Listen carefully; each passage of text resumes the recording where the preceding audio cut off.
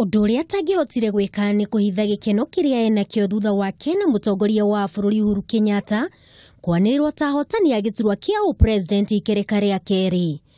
Of the words of Jeremiah 17:5 that says, "Cursed is the one who puts his trust in man, who depends on flesh for strength, and whose heart turns away from God." Ici ni ciugo iria ihuthirirwo ni munini wa mutongoria wa bururi arita kionereria kia uhotani wao uraumanire na kuri Ngai no ti mundu wa thi.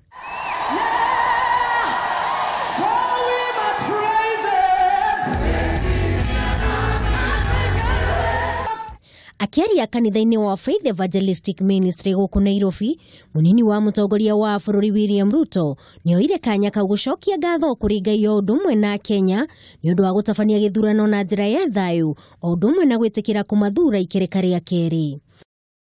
And this election wasn't decided until my friend Uhuru Kenyatta, in the last rally we had in Nakuru, removed his Jubilee cape and said, "Let us pray."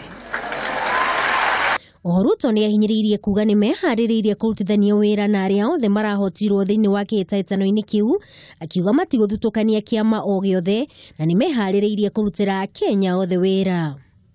We are all winners because in this election I saw the hand of God, that it was a lot more peaceful in this election than any election I participated in.